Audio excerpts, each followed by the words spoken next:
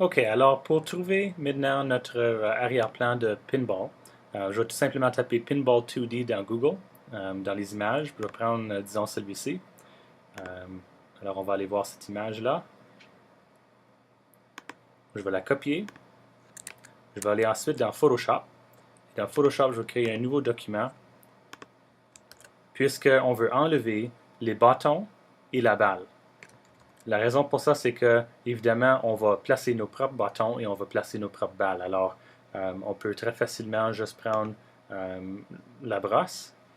On va choisir une couleur. On va choisir la même couleur que l'arrière-plan. Et on va tout simplement peut-être changer la taille pour qu'on peut juste peinturer par-dessus ce qu'on n'a pas besoin. Oups, changer la couleur à quelque chose d'un peu plus près.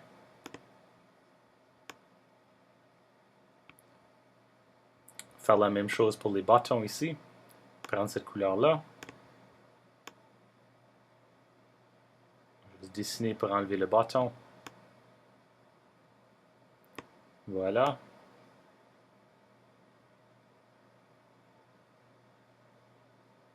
Et voilà, les bâtons sont partis. Alors maintenant, nous avons le jeu sans les bâtons et sans la balle. Je vais dire File, Save As, puis je vais sauvegarder ça comme un JPEG. Et puis je vais appeler ça Filion Pinball. Cliquez sur Sauvegarder. Et maintenant, le document est sauvegardé. Je vais fermer ça.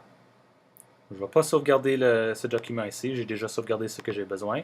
Je vais choisir File Open et je vais choisir le JPEG que j'ai déjà créé.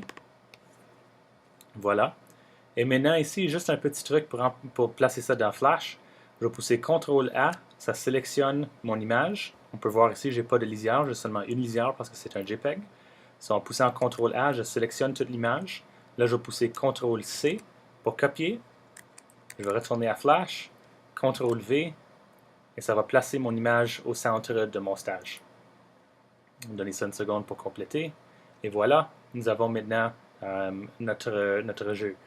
Ici, ça c'est le nom de la lisière qu'on a placé l'image. Alors, si on clique deux fois là-dessus, on peut changer. Peut-être on va juste mettre ça, on va appeler ça jeu, puisque ça c'est l'arrière-plan qui est le jeu. Maintenant, si on désire créer, disons, une balle qui va se déplacer là-dessus, évidemment, on va avoir besoin d'une nouvelle lisière parce qu'un des règlements de Flash, c'est que si quelque chose bouge, ça doit être sur une lisière par elle-même. Alors, je vais créer une nouvelle lisière. Tu peux voir que j'ai maintenant une deuxième lisière et je vais appeler ça balle. Ensuite, je vais maintenant dessiner ma balle. Alors, je vais utiliser ici. J'ai cliqué sur le rectangle, j'ai tenu, et puis ça me donne un autre outil ici qui s'appelle Oval Tool.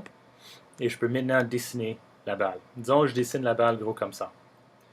Maintenant, je peux prendre la couleur, Fill Color, choisir la couleur avec le Gradient KC. Je peux prendre le bocal de peinture et remplir l'intérieur de ma balle avec cette couleur-là. Alors voilà, ça regarde un peu trois-dimensionnel. Et j'ai maintenant une balle que je peux utiliser sur une lisière entièrement séparée de mon arrière-plan. On peut voir ça si je clique ici. Je peux faire disparaître tout le contenu de cette lisière-là, alors que la balle est évidemment sur une lisière par elle-même. Okay?